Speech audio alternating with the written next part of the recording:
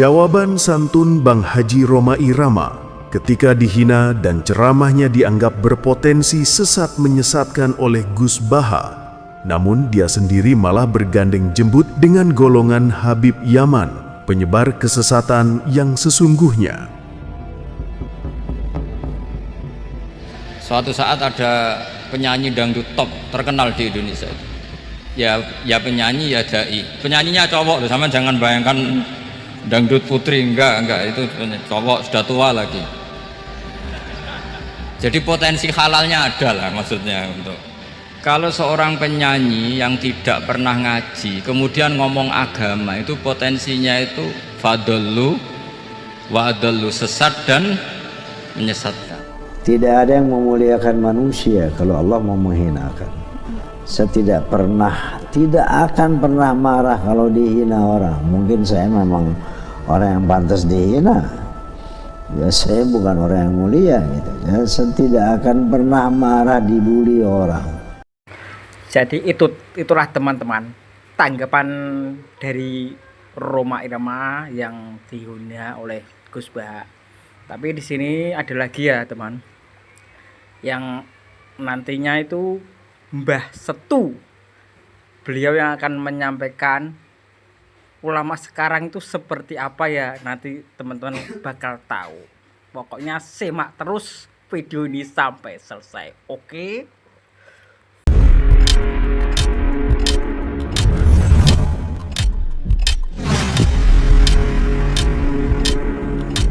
Maaf, karena ulamanya sekarang ini udah sesat banyakannya. Bahkan sekarang orang lebih percaya kepada kamakola Imam Syafi'i, kamakola Imam Hamali, kamakola Imam Maliki. Bahkan Abah sudah tantang Gus Baha sendiri, tunjukkan termasuk bab sholat sekalipun. Apakah sholat Rasul itu seperti yang kalian lakukan? Inilah hari ini manusia sudah keluar dari Al-Quran. Ngomongin Mi'raj keluar dari Al-Quran. Ngomongin sholat keluar dari Al-Quran. Tapi percaya, bahkan Abah sudah jelaskan, 5 imam ini pun berantem bab sholat. Coba kalau kalian ingin betul-betul lulus kembali pada Allah, coba mari kita lihat setiap zaman. Kalian itu percayanya kamakola kila, kamakola kila. Tapi Qur'annya ditinggalkan. Tadi semua. Karena sekarang ini kitab-kitab yang ada ini sudah palsu kebanyakan. Abah harus kasih tahu. Demi Allah, saya Abah Setu bertanggung jawab dunia akhirat pada kalian. Dan siapapun yang kalian mendengar. Maka kata Abah, kalau di kuburan itu ada siksa kubur, kalian lapor saja pada malaikat nanti. Bilang, Abah Setu. Coba. Karena saya tahu Tuhan saya seperti apa. Jadi ini didengerin mawon ini. Jadi tadi kan sanad kita ke Imam Syafi'i itu yang lewat Imam Muzani. Jadi sebetulnya Imam Syafi'i itu punya murid 3 yang terkenal. 1 Buaiti, siapa? Buaiti, 2 Muzani, 3 Robi. Cuma kebetulan yang mentadwin, yang membukukan, mendokumentasi itu namanya Imam Muzani. Sehingga sanad-sanad fikih kita ke Imam Syafi'i itu lewat Imam Muzani. Ya, ini bukan kebetulan, tapi alhamdulillah ini ada Pak Rektor Undip biar tahu bahwa tradisi dokumentasi sebelum ada di kampus-kampus itu dulu pertama itu malah malah langsung Allah Subhanahu wa taala. Jadi Allah itu punya sunnah. Misalnya kita ini berbuat sesuatu selain ditulis Raqib Atid itu terdokumen di Lauh Mahfuz, masih terdokumen di sistem tubuh kita, di sidik jari, di sistem tubuh kita. Jika nanti ketika di akhirat itu al-yawma nakhtimu ala afwahihim, mulut ditutup, terus wa tukallimuna aydihim. Yang lapor ke Allah itu tangan-tangan kita, karena sistem tubuh kita sebenarnya merekam apa yang pernah kita perbuat. Berarti sudah kelihatan dokumentasi itu 3. Malaikat Raqib Atid terdokumentasi lagi di Lauh Mahfuz, di sistem tubuh kita. Terus plus di catatan yang nanti diberikan ke kita. Ini loh perilaku kamu, kelakuan kamu. Jadi dokumentasi itu penting. Nah dulu Imam Syafi'i itu punya murid yang terkenal itu 3. Yang lainnya cerdas mungkin atau tidak suka nulis, tapi terkenal namanya Imam Buaiti. Yang satu suka nulis. Nah, ini kitab yang saya bawa. Ini kitab itu karangan Imam Syafi'i, tapi sebetulnya riwayat Mukhtasarul Muzani. Nah, di orisinil karangan Imam Syafi'i itu beliau kalau gamang atau ragu yang ngendikan ragu. Kalau yakin yang ngendikan yakin. Misalnya di bab sujud. Sujud itu menurut teks resmi Nabi itu kan melibatkan 7 anggota, yaitu al-jabha, wal yaden, warubaten, wal qadamen. Kita disuruh sujud melibatkan 7 anggota ya, karuan jabha, jidat, terus 2 tangan, terus 2 lutut, terus sama qadamen. Oke, kita sepakat yang melibatkan 7 anggota pasti sujudnya sah. Sama lagi yang melibatkan 7 anggota pasti sujudnya sah. Ada kata pasti. Tapi di bab orang syirik itu menyekutukan Allah. Misalnya orang bersujud sama berhala atau kepada berhala. Itu kan cukup watul jabah alal ardi. Apa watul jabah alal ardi? Tidak harus melibatkan 7 anggota. Artinya nggak bisa dibalik. Oh syaratnya syirik itu nak sujud yang berhala melibatkan 7 anggota kan tidak ada. Cukup watul jabha. Sehingga Imam Syafi'i ngendikan jangan-jangan sujud yang pakai watul jabha saja sudah sah. Sebab teks resmi ketika Nabi sujud itu munajatnya begini, sajadalaka wajhi, apa? Sajadalaka wajhi lilladzi khalaqahu wa sawwarahu wa syaqqa sam'ahu. Jelas di situ Nabi hanya ngendikan sajada wajhi. Jadi kalau sujud gini, makanya Imam Syafi'i ragu. Apa itu sebagai bukti bahwa sujud itu untuk sah cukup watul jabha. Tapi tentu yang disepakati adalah melibatkan 7 anggota. Yang hanya jabha itu mukhtalaf alaih. Ya ini contoh-contoh apa? Contoh-contoh kecil ya dari. Jadi makanya ini karangan Imam Muzani itu selalu redaksinya qala Syafi'i qala Syafi'i. Terus wa qala fil imla in aqama ala syai'in. Imla itu beliau kalau ngendikan, kalau dulu kan nggak ada rekaman, nggak ada video, jadi beliau ngendikan itu terus ditulis. Nah, ditulis, ngendikan yang ditulis itu bahasa Arabnya diemla. Makanya beberapa muridnya kenangannya apa? Amla ali nasyafi'iyu, apa? Amla ali nasyafi'iyu. Fatwa ini diemlakan oleh Imam Syafi'i. Beliau ngendikan, kemudian murid-muridnya mendokumentasi, itu namanya emla. Ya, jadi supaya sampai tambah tahu apa asal usul mazhab Syafi'i. Ya, jadi Nah, kenapa kita butuh madhab? Kadang-kadang orang-orang ini mumpung ada rektor undip, kadang-kadang orang kampus tanya, agama Islam ini kan yang bawa Rasulullah SAW. Kita sepakat. Kenapa kita butuh madhab? Misalnya di kampus ekonomi ya ada madhabnya, terus semua politik ya ada madhabnya. Jadi kenapa dalam beragama butuh madhab? Kalau tidak ada madhab, kita ini terjebak tekstualis. Tapi kalau ada madhab, ini ada pemaknaan ulang yang kadang ini lebih luas. Ya misalnya yang kita mudah memahami misalnya begini. Jika adzan Jum'ah sudah dikumandangkan, maka wadarul ba', tinggalkanlah perdagangan, jual beli. Ba' itu jual beli.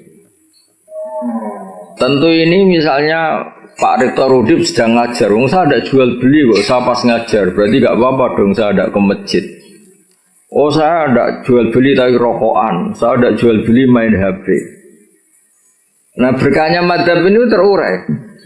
Maknanya jual beli adalah sesuatu yang menghalangi kamu datang ke masjid. Jadi ba' itu berarti apa? Mutlaku mani'in. Apa mutlaku mani'in? Apa saja menghalangi kamu dari datang ke masjid itu namanya ba'.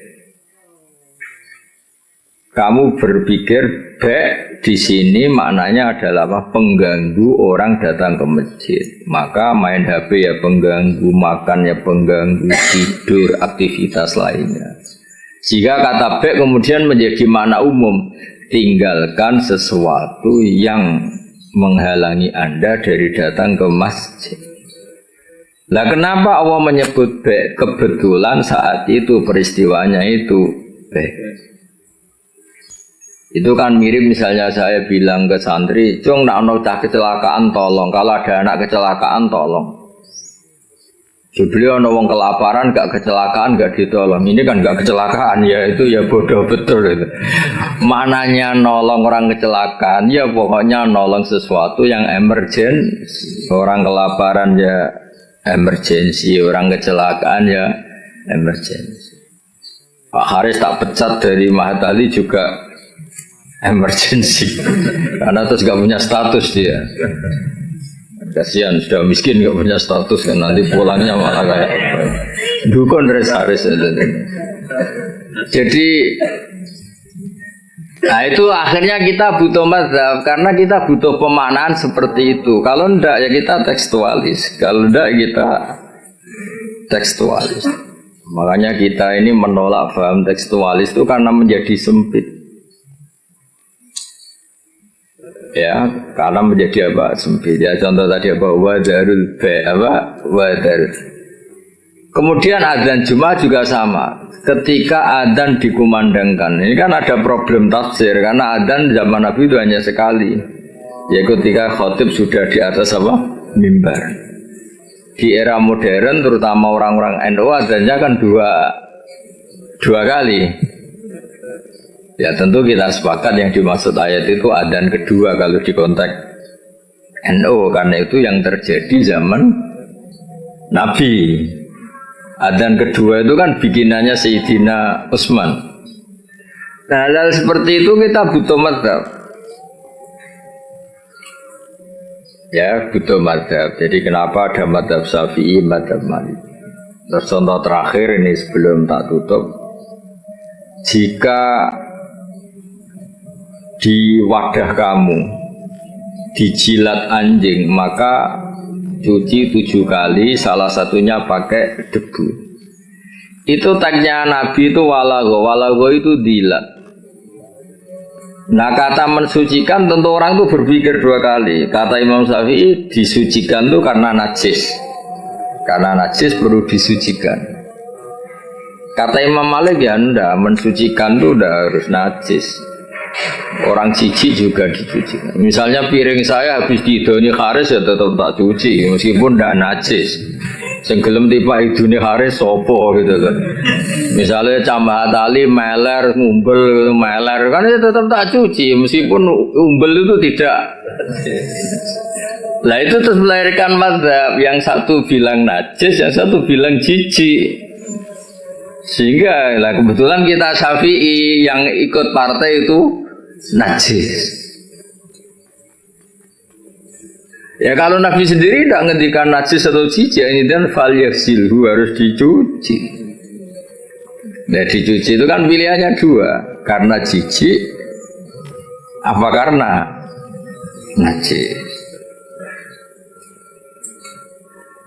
Ya seperti orang butuh uang itu, kalau di komunitas orang miskin kan butuh uang itu karena butuh. Jadi kalau di komunitas orang kaya, orang sosialita, itu kan butuh uang mungkin karena tamak, karena rakus. Kan mereka sudah selesai urusan makan, kok masih butuh uang ya berarti karena rakus. Sama-sama dari kata butuh, apa? Sama-sama dari kata butuh. Ya ngajar lah ngajar. Kalau Gus Bak ngajar itu karena sakit sampean. Kalau Haris profesi, gak ngajar nganggur tuh kan. Ya itu kan sama-sama lahir dari kata ngajar. Ya, kira-kira seperti itu. Kenapa ada madzhab? Karena untuk maknani teks-teks yang ada ini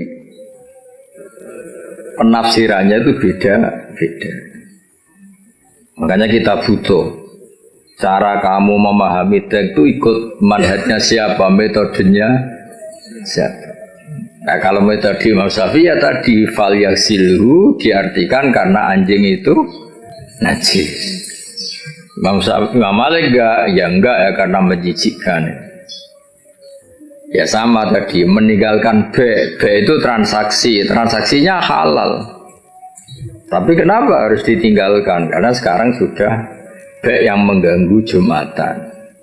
Berarti semua yang mengganggu semakna dengan B. Kamu bisa ikut partai min itlaqil ba'di wa iradatil qul atau ikut partai qiyas. B mengganggu, berarti semua mengganggu sama dengan B. Maka tidak boleh melakukan aktivitas yang mengganggu datang ke Jumat. Jadi bisa mintorikil qiyas, bisa mintoroki min itlaqil ba'di wa iradatil qul. Atau tidak pakai itu semua, pakai nurani model Jawa kan raiso mikir. Raiso mikir yes, raiso mikir. Tapi justru raiso mikir malah barokah karena terus ngerti. Nah api Jumatan itu ojo dagangan. Mesti dia paham ojo dagangan itu ojo melakukan sesuatu yang mengganggu. Ya itu kan otomatis ya sama misalnya kalau ada tamu kasih makan. Pokoknya mangan tok ora kaya ngombe sereten.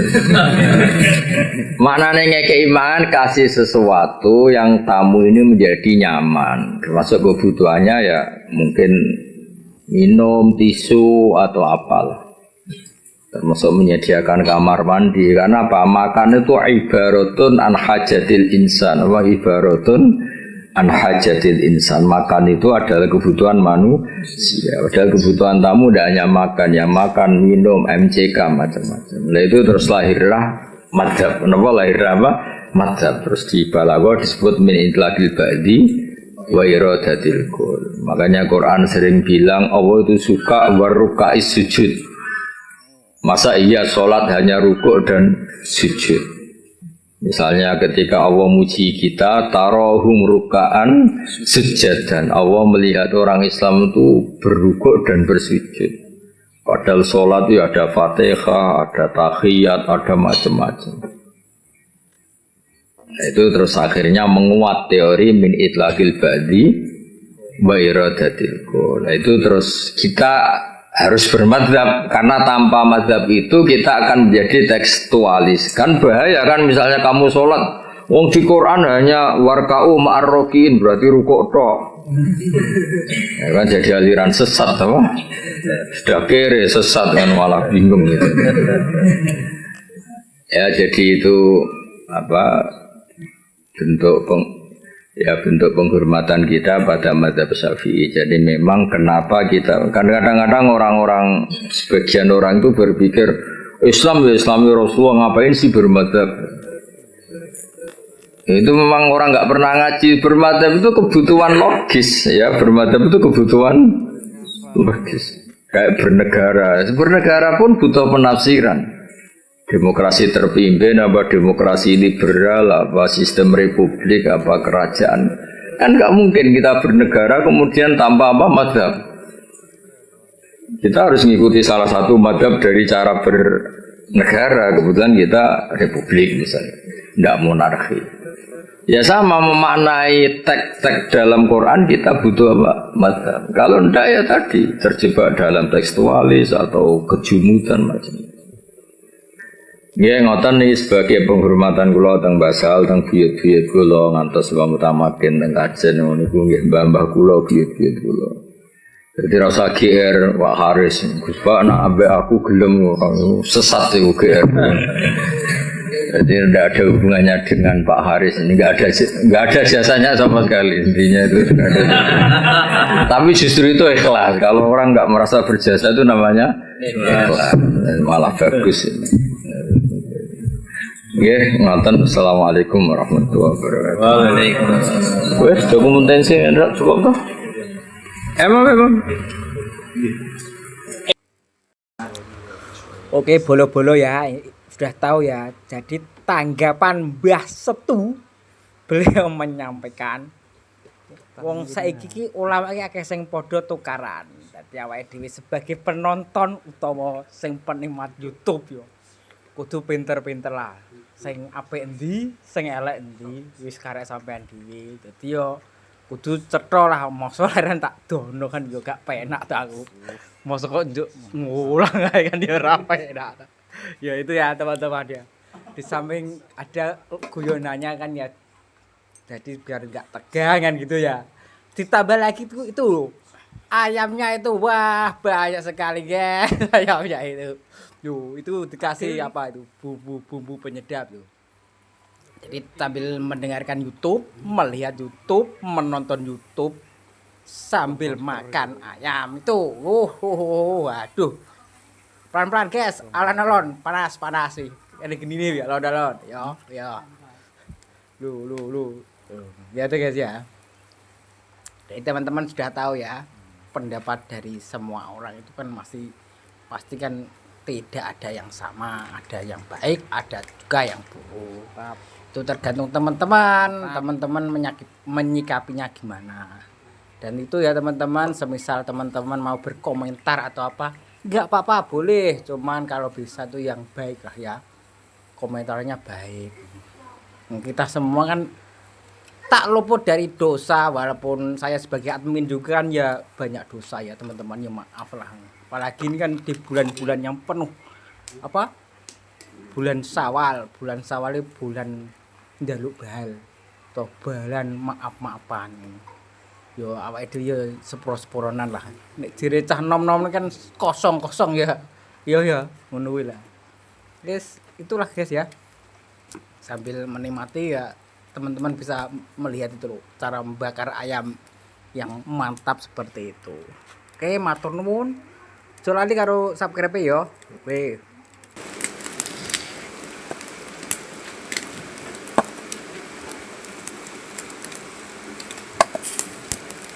Pesta guys, pesta ayam bakar 4 ekor.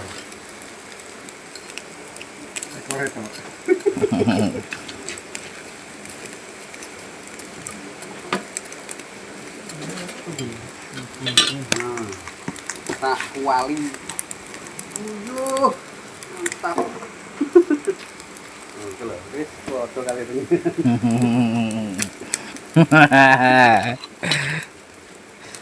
Tumbadok guys kasih.